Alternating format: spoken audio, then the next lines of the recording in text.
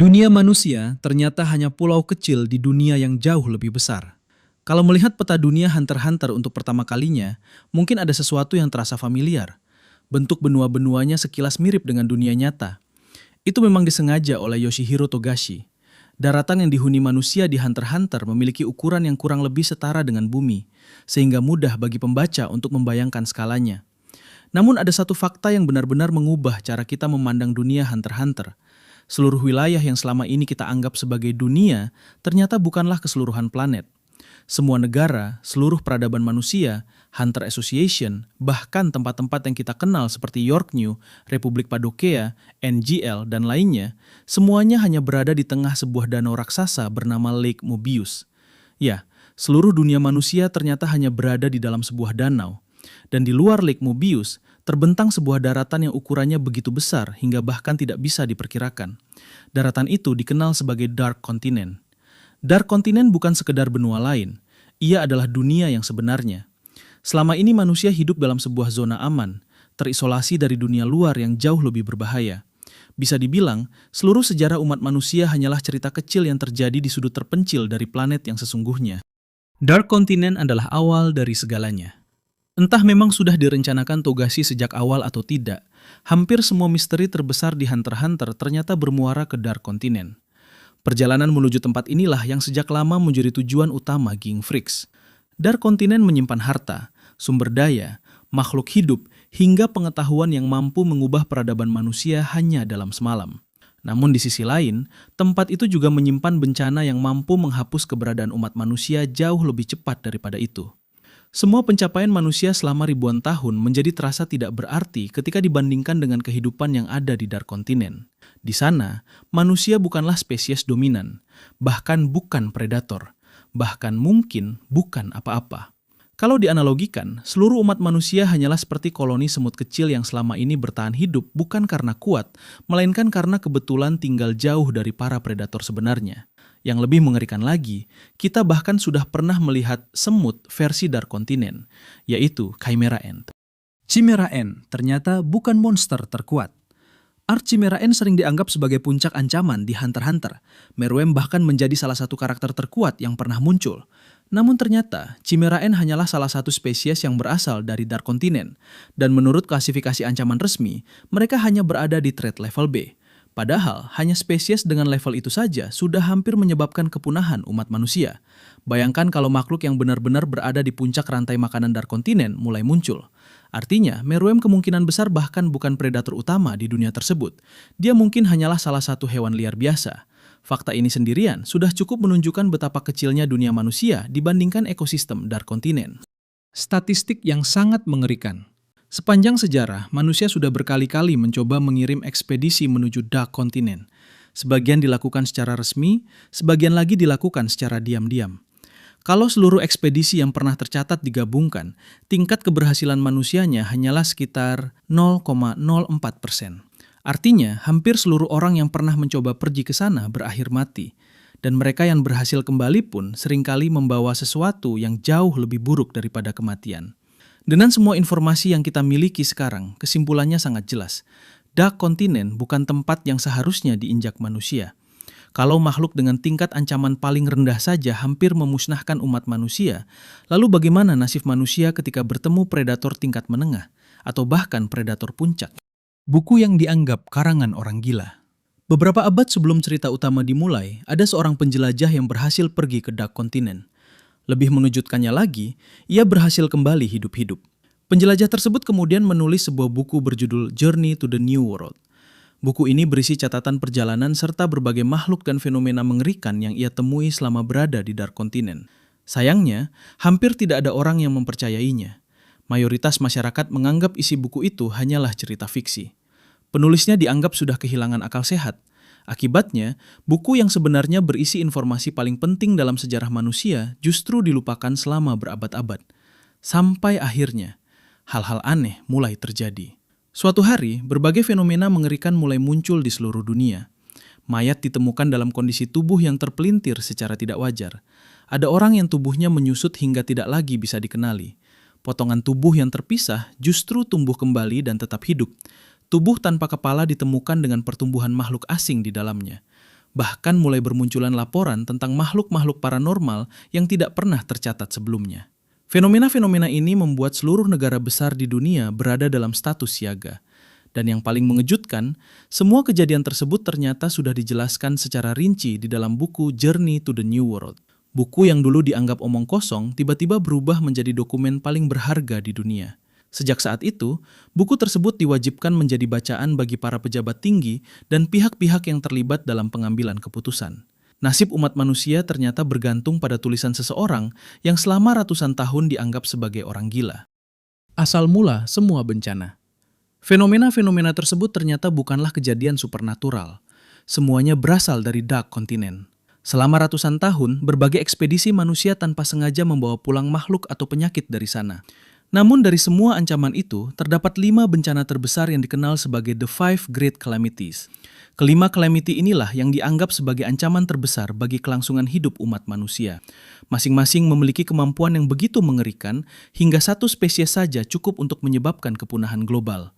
Dan yang lebih menyeramkan, kelima calamity ini bukanlah penguasa Dark Continent. Mereka hanyalah sebagian kecil dari kehidupan yang berhasil ditemukan manusia di wilayah pesisir. Artinya, manusia bahkan belum benar-benar memasuki bagian dalam Dark Continent.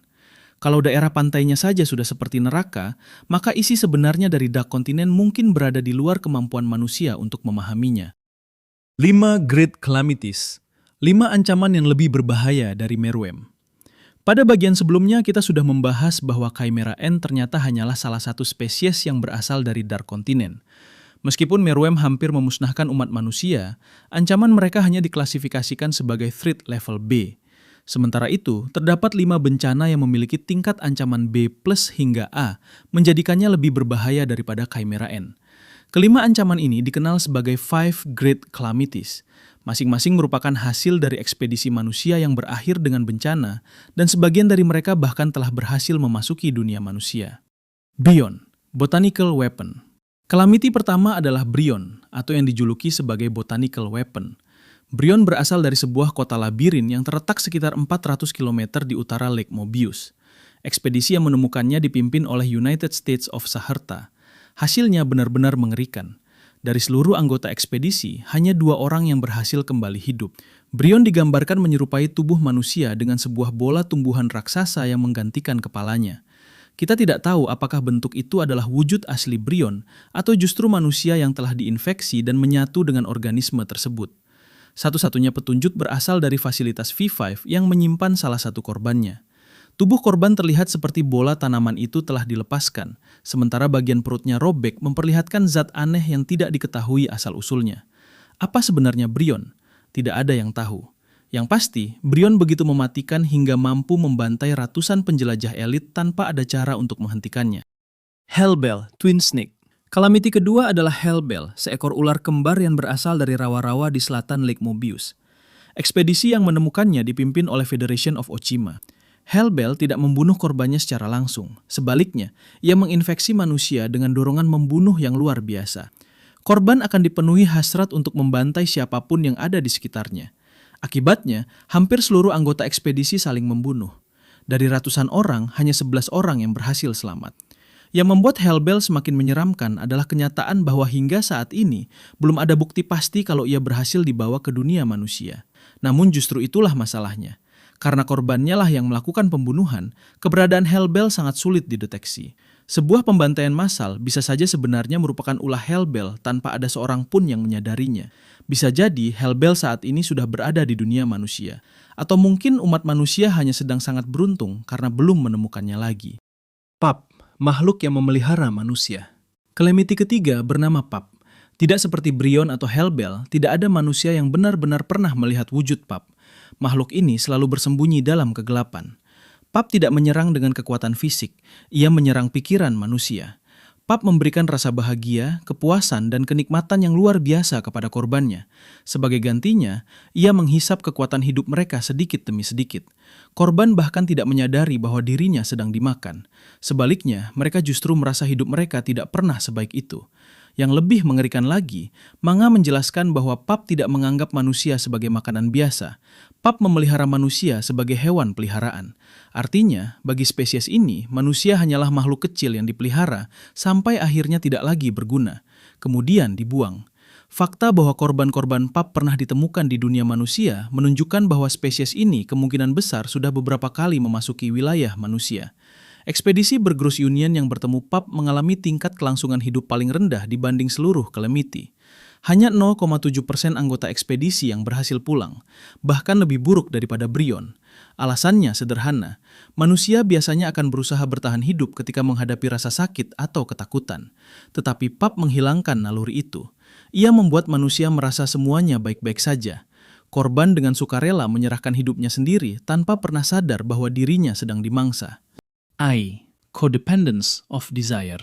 Calamity keempat adalah I, dan nama ini seharusnya sudah terdengar familiar, karena entitas yang berada di dalam tubuh Nanika, penghuni tubuh Aluka Zoldyck, telah dikonfirmasi berasal dari spesies I. I dijuluki sebagai Codependence of Desire, makhluk berbentuk gas yang hidup di dalam tubuh inang. Kemampuannya luar biasa, yang mampu mengabulkan hampir semua permintaan. Namun, setiap keinginan selalu dibayar dengan harga yang setara, bahkan seringkali jauh lebih besar. Karena kita sudah melihat kemampuan Nanika sepanjang cerita, ancaman Ai sangat mudah dipahami.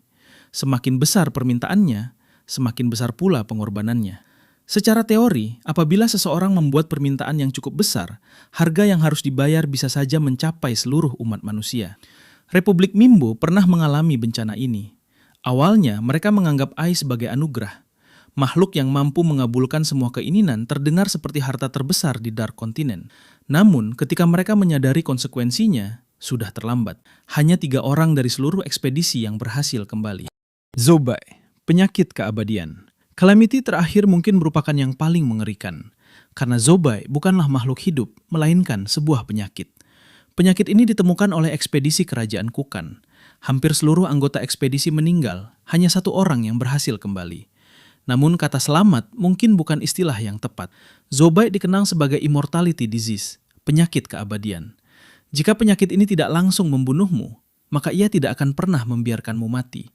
Korban akan hidup selamanya, tetapi pikirannya perlahan mengalami kemunduran hingga menjadi makhluk yang hanya digerakkan oleh naluri paling primitif.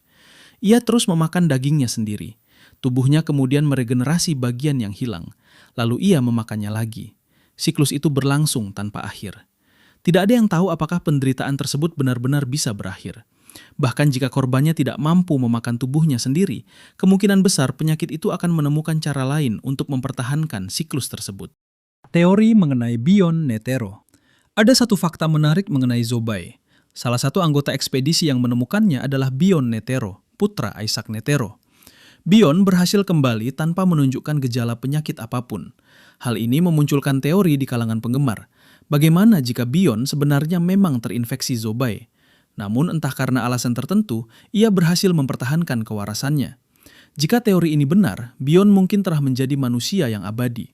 Tentu saja, hingga saat ini teori tersebut belum pernah dikonfirmasi oleh Manga. Bahaya Five Great Calamities tidak bisa diremehkan.